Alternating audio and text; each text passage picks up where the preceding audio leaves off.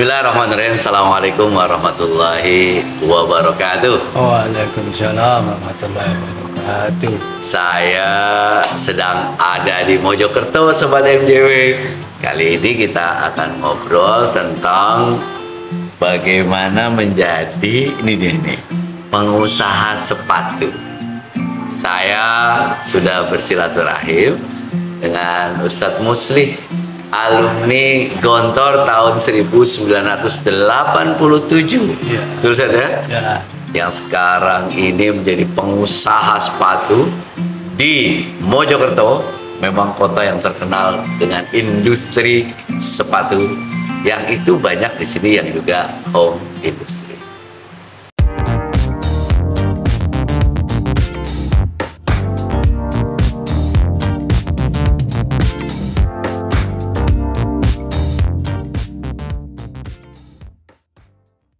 Assalamualaikum Ustaz Muslih. Waalaikumsalam warahmatullahi wabarakatuh. Kaibal hal Ustaz Muslih? Alhamdulillah khair. Ini antum kan alumni pesantren, alumni Gontor. Kok bisa jadi pengusaha sepatu itu kayak itu gimana ceritanya Ustaz? Untuk memang daerah sini, daerah saya ini khususnya Mojokerto adalah pusat pengrajin sepatu. Saya ingat almarhum Kiai Haji Imam Yarkasi pernah bilang bahwa saya pernah ke Singapura, ke Malaysia beli sepatu, di sana ternyata diberi merek made in Singapura, made in apa, ternyata itu produksi Mojokerto. Itu saya ingat pidatonya beliau di Koa waktu itu. Jadinya Mojokerto memang sejak tahun 67-an itu sudah pusat daripada pengrajin sepatu. 67? Ya, 67 sudah ada pengrajin sepatu. Nah, sehingga turun-temurun ini pengrajin sepatu. Nah, untuk keluarga saya bisa sepatu ini ya awalnya kakak saya itu adalah pekerja namanya tukang sol sepatu. Itu kalau adik saya tukang jahit sepatu. Sedangkan saya, basic saya adalah pesantren, sehingga untuk menjadi pekerja, prinsipnya Gontor itu jangan mencari pekerjaan, tapi ciptakanlah lapangan kerja. Sehingga saya tahun 88 itu kepada orang tua minta untuk kakak sama adik saya itu dimodali untuk menjadi pengusaha, tidak menjadi pekerja. 87 keluar, ya, 88 mulai ya, jadi pengusaha itu ya. Oke. Akhirnya dengan modal 1,5 juta waktu itu kita belikan mesin jahit 1, kita belikan mesin press itu 1, sisanya untuk belanja bahan sepatu. Nah, itu karyawannya ya kakak saya sama adik saya. Mereka memang sudah bisa, ya sudah bisa. Sudah bisa membuat sepatu itu ya? Memang, tapi dia pekerja kan itu. Tapi kerja sama orang lain. Kalau dia mendapat gaji setiap pekan, setiap minggu dapat gaji. Sesuai dengan sepatu yang dibikin. Ya dibikin, saya borongan ya kerja. Borongan. Ongkosnya kok borongan. Sehingga pada waktu itu orang tua karena tidak punya, ya gimana cara bisa mencari modal itu dengan usaha kita jual, bukan jual tanah, menyewakan tanah kepada petani yang sudah kaya. Kita sewakan tanah kita itu 5 tahun, dapat uang 1,5 juta itu untuk modal pertama. Ya karena orang tidak punya, alhamdulillah pekerjaan ini berjalan dengan lancar. Akhirnya dalam waktu relatif singkat, dari waktu 1-2 bulan kita bisa nambah karyawan. Yang dulu karyawannya hanya kakak sama adik, sekarang tambah orang 2 lagi, orang karyawan tukang sol 1, tukang kap 1. Jadi setelah 1 tahun berjalan, alhamdulillah sudah punya karyawan 6 waktu itu. 6 tahun dan tambah 6. Perkembangannya karena kita itu sepatu itu kalau pusatnya ada di Pasar Turi Surabaya, maka kita itu ke Pasar Turi dengan membawa contoh, katakan sepatu seperti ini, kita contohkan ke toko di Pasar Turi. Bawa ke sana? Ya, bawa ke sana. Karena sepatu zaman dulu kan belum ada foto, belum ada album, dan kita membawa sepatu langsung barangnya ke pasar. Kalau cocok pesan berapa pasang itu kita bikinkan di rumah. Itu awalnya kita yang belum punya mobil ke Pasar Turi kita pakai motor ke sana nawarkan bawa tas ke toko-toko yang ada di Pasar Turi itu.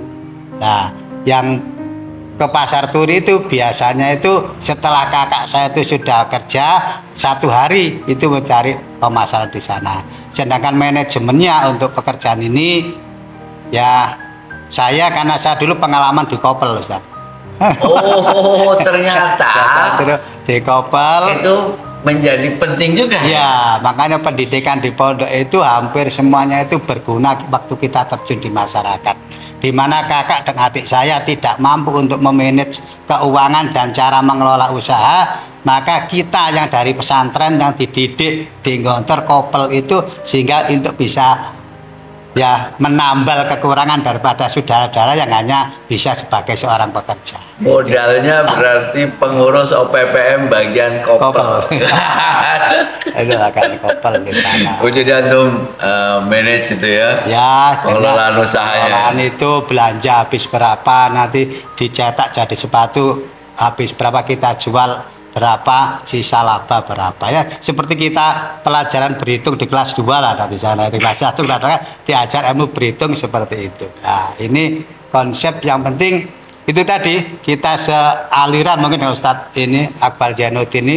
Saya setiap mendidik anak itu mesti saya dahulukan manjada wajada. Karena kenapa? Gontor itu pelajaran pertama itu manjada wajada. Karena manjada wajada itu merupakan pintu pembuka kesuksesan dari segala urusan. Ini tadinya manjada wajada itu. Ini ya, sepatu ini kan udah jadi begini nih. Iya. Itu prosesnya dari awal tuh apa dulu itu, Ustaz? Kalau sepatu itu yang pertama memang kita cari bahan dulu. Bahannya. Karena ini kulit kita cari bahannya dulu kulit. Bahan kulit dulu ya, utamanya kulit. Setelah itu kita potong. Kulit itu kita cetak ya, kita istilah kalau bahasa kita ada mal itu cetakan. Cetakan. Kalau sekarang gampang, kalau dulu kita ngelukis dulu gambar. Jadi gambar ada sepatu gini kita gambar, kita tembak gini. Sekarang kan tinggal masuk komputer, tinggal di komputer itu tinggal gambarnya. Ya, pertama gambarnya di situ, setelah kita print jadi baru kita potongi, kita potong baru kita tempelkan di kulit itu. Modelnya itu kita taruh di kulit, baru nanti di kulit itu kita gunting. Kalau itu manual. Sekarang pun kalau sudah banyak kita press banyak semua, kita cetak, kita emboss bahasanya itu. Dan seperti gunting tapi kita press, di situ sudah nyetak bentuk potongan kulit-kulit itu. Oh, kulit. Ya, kulit. Bahan bakunya Ya, kulit. Dari mana kulitnya itu? Kulit itu kita macam-macam. Memang untuk yang lokal kita masih menggunakan kulit Magetan, Garut itu. Tapi kalau yang sudah kualitas ekspor ini ada di Surabaya ini, di Sidoarjo itu juga ada namanya kulit Eko itu yang memang kulitnya diekspor ke Australia, ke Korea dan lain sebagainya. Itu kulitnya memang agak mahal. Dari mana itu? Ya kulit dari dari Indonesia, dari Indonesia. Sapi kita ya, sapi kita juga. Nah, sepatu itu kulit yang kita pakai itu biasanya kalau untuk kulit bagus tidak boleh sapinya untuk bajak. Karena nanti kulit itu kalau untuk sapi untuk bajak itu biasanya ada bekasnya. Pukulannya itu apa namanya? Cemeti itu ya. Cetir itu di sini ada bekasnya. Makanya kalau untuk sepatu yang kulit bagus itu biasanya memang untuk konsumsi ya, untuk kulit konsumsi dan itu jadi tidak ada bekas-bekasnya untuk pukulan itu. Yang kedua itu yang jelas itu karet itu sole itu butuhnya yang karet itu yang mana ini? Ya itu solnya ya outsole itu untuk sepatu itu. Ya, kalau ini udah jadi ya? Ya sudah jadi. Oh, jadi kita beli sudah jadi. Itu produksinya ada yang Mojokerto, ada yang Jakarta, ada yang Bandung, macam-macam produksi sol itu. Oh, terus jahit. Ya, terus awalnya kan dijahitinnya dulu. Setelah sudah ada namanya cetakan itu namanya list sepatu atau kelbut itu kita tempelkan di situ. Setelah kita naikkan baru kita hubungkan antara sol dengan kulit tadi. Itu ada cetakan di bawah sebenarnya ada cetakannya. Oh, cetakannya ya, itu dihubung. Ya. Oke. itu. Oh, jadi terus kemudian dilem Ya, dilem. dan dijahit lagi nggak? Itu ada yang minta dijahit lagi, ada yang enggak. Kalau sudah kulit sebenarnya enggak dijahit lagi, sudah kuat. Udah kuat, Hanya ya? saja kadang-kadang orang itu kepingin kuat lagi, dijahit lagi. Enggak apa-apa. sininya Lihat tuh ya? ya, disul ya, disul itu. Tuh. Kalau yang dalamnya ini apa insole ini? Ya insole, kalau ini outsole itu insole itu ya. Kalau ini outsole, Ya, ini insole. yang visual Yang ini merek outsole. itu, ya, itu. Ini insole. Insole, lah. Insole juga bikin sendiri. Iya, bikin sendiri. Bahannya kan itu namanya ada ban trekot dan lain sebagainya. Kita potong, terus kita sablon, ada seperti itu jadi merek gitu insole-nya itu. Jadi antum ini belajar otodidak. Ya, dari ya Terus dari bekalnya ya dari kopel. kopel manajemennya memang dari sana. Cara berdagang yang benar itu gimana? Makanya kita tuh sudah diajari di pondok cara bekerja yang benar, yang giat. Dulu memang pertamanya itu kakak sama adik ini ya untuk mengikuti pemikiran kita, kadang-kadang kita bikin pesantren dan bisa seperti ini. Ya kadang-kadang di masyarakat itu wong pesantren tapi kok pinter berdagang dan lain sebagainya. Itu memang di pesantren kita kan juga diajari hal semacam itu. Yang penting ada ya tadi ada kemauan, ada pasti ada jalan itu. Alumni pesantren khususnya alumni Gontor lah. Emang cocok jadi pengusaha. Ya gimana ya? Kalau saya itu memang ya sebagai pengusaha tapi tetap wasiat daripada pendiri pondok kita khususnya Yai Imam Yarkasi yang saya waktu itu ketemu beliau kan 3 tahun waktu di pondok itu. Jadinya meskipun kamu jadi pedagang, jadi apa saja tetap jangan lupa menjadi guru. Tetap prinsip kita menjadi guru itu, dan saya pun begitu. Ingat betul, saya pulang dari pondok juga jadi guru, saya berdagang juga tetap jadi guru, bagi waktu di mana ada kita ngajar. Nah sekarang karena secara formal saya sudah tidak ngajar, tapi tetap kita di masyarakat dimintai yang ngisi pengajian-pengajian, di samping didik anak muda-muda supaya bekerjanya itu benar gitu. Karena apa? Sampai saya tuh di Mojokerto kan saya juga 2 periode menjadi wakil ketua Kadin jadi Mojokerto. Wakil ketua Kadin. Ketua Kadin Mojokerto itu 2 periode. Sekarang sudah tua, sudah menjadikan ya dewan pertimbangan kalau di Kadin di Mojokerto. Lah karena Gontor itu mendidik saya seperti itu. Contohnya saya menjadi ketua klub New Putra Remaja ya di sini juga saya jadi ketua PSSI Kabupaten Mojokerto. Nah, itu saya terapkan waktu saya mimpin sepak bola di pondok, saya terapkan di pondok. Kopel itu artinya hampir semua. Saya bukan pemain profik karena saya agak kecil waktu itu. Profik kan bagus-bagus pemainnya besar itu. Tapi ketua? Ya ketua New Putra dari Putra ya, New Putra waktu itu. Karena ya apa ya waktu itu saya itu kalau di klub memang larinya agak kencang, jadinya seneng anak-anak kan striker sama saya masih main bola Ustaz. Jadi sekarang itu kalau ada kemarin di Gontor sama Ustadz Hakim itu yang pondok Baitus Salam itu kan makalah tetap masih main bola. Ya Ustadz Hakim, Ustadz Suripno masih main-main bola itu masih suka.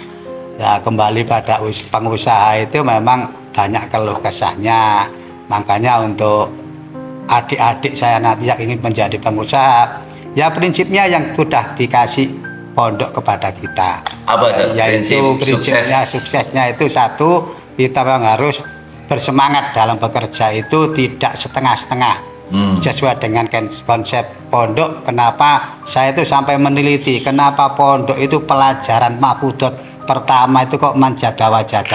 Ternyata di sini saya temukan itu waktu saya usaha. Tidak ada bisa sukses tanpa kita kerja keras. Di dalam bekerja keras itu banyak gangguan-gangguan, banyak yang perlu kita pelajari. Maka kita harus berjalan pada relnya untuk mencapai suatu tujuan. Maka Gontor mengajarkan mansaro ala darbi wasola. Nah ini Mahfudot kedua. dalam perjalanan untuk mencari ilmu jalan berdagang yang benar, kita perlu kesabaran, itu perlu. Jadi makanya mahfudzat ketiga di pondok itu mansobaro Dzafiro. ini yang ketiga mahfudzat. Yang terakhir, yang keempat, tinggal kita menikmati. Kita bekerja keras, ilmunya berdagang sudah tahu, kita sudah sabar, maka man yasro yasud, barang siapa yang menanam dia akan mengetam di situ. Prinsipnya saya bekerja seperti itu. Nah, ini. San, kalau ada alumni pesantren, alumni Gontor, terus adik-adik kita, para santri yang ingin menjadi pengusaha, San, apa yang harus mereka siapkan itu dari sekarang, San? Ya, untuk menjadi pengusaha sebenarnya ya yang seperti saya konsepkan tadi. Jadi seperti Gontor itu mendidik kita bekerja dengan sungguh-sungguh, Ustaz. Harus bersungguh-sungguh. Jangan main-main, cintailah pekerjaan Anda itu. Saya itu dulu begitu, saya itu memang sudah kebiasaan ya. Saya itu kalau sudah ngajar ya all out ngajar. Bagaimana cara anak didik saya itu bisa sukses. Sampai saya itu kalau ngajar di sekolah dulu itu orang bilang kalau ngajar banyak caranya. Anak tidak paham itu gimana cara saya memahamkan anak. Sampai saya itu guru nggak masuk itu saja. Saya kan mohon maaf jadi kepala sekolah kan 12 tahun sanawiyah itu. Jadi guru nggak masuk saya ganti. Udah gurunya nggak masuk, waktunya olahraga. Jadi anak kita didik semangat sampai saya itu tidak bahasanya itu dan tidak eman ya. Ayo olahraga, siapa yang menang dapat juara dari saya kasih hadiah. Itu untuk memberi motivasi anak-anak. Pekerja juga begitu. Ada karyawan kita yang berprestasi, maka karyawan kita itu harus kita kasih reward, kita kasih penghargaan gimana cara itu bagus. Sehingga saya itu meskipun pengusaha gini punya toko di mana-mana itu kadang-kadang ada orang bilang punya toko di mana-mana akhirnya dihabiskan atau ditipu sama karyawannya. Alhamdulillah sampai saat ini saya belum pernah ditipu oleh karyawan. Kenapa? Karena semua karyawan saya anggap sebagai keluarga saya sendiri. Kalau ada keperluan apa, contohnya keluarganya sakit, kita bantu. Sehingga mereka itu mau berbuat jahat kepada kita, mungkin tidak tega. Kalau orang sudah sebaik itu memberi perhatian kepada kita, kok kita masih bahasanya ngakali orang tersebut. Jadi seperti itu. Nah itu saya dengan karyawan, dengan murid, dengan siapapun berbuat baik, kembalinya tadi siapa yang menanam baik maka dia akan mengetam baik. Itu. Dan untuk menjadi pengusaha memang harus tetap bukan suudon, harus hati-hati. Karena zaman sekarang itu seperti sepatu ini yang banyak pengusaha bangkrut itu ada kesalahan pribadi, ada kesalahan dari orang lain. Kesalahan pribadi itu manajemennya jelek. Contohnya Ustadz, sepatu itu anak-anak itu banyak kena sales. Kenapa? Sales biasanya dibawa ke katakanlah dibawa ke Semarang, dibawa kemana, sehingga dia itu begitu berangkat dia tidak bawa uang cukup untuk transport dan untuk makan. Begitu di tengah jalan dia butuh uang, sepatu dijual seenaknya, semurah, rugi nggak apa, yang penting bisa untuk makan. Jadi akhirnya kan rugi. Padahal dalam berdagang itu rugi kan tidak boleh. Ada yang menghukumi kalau kita dagang rugi itu dosa juga, karena kita niat dosa. Itu yang kerugian dari individu. Yang dari eksternal biasa memang banyak orang-orang itu, mohon maaf, dari saudara kita sendiri yang kadang-kadang nipu kita dari BG. Kan kita sepatu itu pembayarannya rata-rata tidak menggunakan uang es tapi menggunakan uang kertas. Jadi biru giliat itu dibayar kadang 1 bulan, 2 bulan sampai 4 bulan. Biasanya itu bisa tidak diisi oleh orang yang ngambil dari kita. Saya juga kena seperti itu, pernah ke Bogor dulu. Tapi ya kita kan masih punya Allah ya, kita minta kepada Allah pasti dikembalikan. Jadi intinya kalau kerusakan itu karena kita bikin sendiri, mungkin Allah tidak akan mengganti. Tapi kalau kerusakan itu karena disebabkan orang lain yang merusak kita, pasti Allah nanti akan mengganti. Nah itu, jadi seperti itu. Biasanya itu kalau uang kita pakai hura-hura untuk senang-senang atau apa, itu mungkin Allah tidak akan kembali. Tapi kalau uang kita ditipu oleh orang, insya Allah nanti Allah akan mengganti orang itu. Ini bisnis ini diturunkan ke anak-anak. Saya memang anak-anak saya didik untuk berbisnis ya. Berbisnis itu berarti ini anak yang pertama ini ya alhamdulillah, juga yang suaminya saya suruh bikin sepatu olahraga ya. Sepatu olahraga aja khusus. Iya, sepatu olahraga yang sul ringan-ringan itu loh, sul putih-putih itu. Terus istrinya yang anak saya malah bisnis yang kerudung, jilbab, kerudung itu. Jadinya anak saya didik untuk berwira swasta. Dan alhamdulillah ya, alhamdulillah semuanya sudah jalan. Kalau itu sudah enggak ngeribui orang tua lagi ya, sudah mandiri semua. Mereka sudah punya usaha sendiri. Anak yang kedua di Kediri juga begitu, karena dia di Kediri, di sana dia buka toko sepatu, juga di sana dia konveksi, bikin training, bikin kaos, bikin tas itu. Jadinya memang sudah wira swasta, dan dia tetap basicnya pesantren tapi di usaha. Tapi tetap anak saya semuanya tetap saya suruh ngajar, karena anak saya semuanya saya didik untuk menjadi guru. Karena guru itu bisa apa saja, tapi kalau apa saja belum tentu bisa jadi guru. Nah, itu. Contohnya kalau insinyur kan insinyur saja tidak bisa, kalau guru jadi pedagang juga bisa, jadi itu bisa. Jadi anak saya sarjananya rata itu sarjana pendidikan. Yang pertama itu dari Unesa itu jurusan bahasa Inggris juga, yang kedua ini dari Ngontor terus ke Win Malang, juga bahasa Arab. Ini yang di IAIN ini Ponorogo juga itu PGMI, jadi pendidikan semuanya. Yang di Ngontor kelas 6 ini GP1, masih kelas 6 dari Mukodasa, alhamdulillah dapat 17 juz, terus pindah ke Hafidhoh itu, dari pindah ke GP1. Ya anak-anak memang saya didik pesantren. Ya memang anak-anak saya dan istri saya bukan alumni tapi mengidolakan Gontor. Sehingga anaknya itu kalau nggak mau ke Gontor kemana lagi?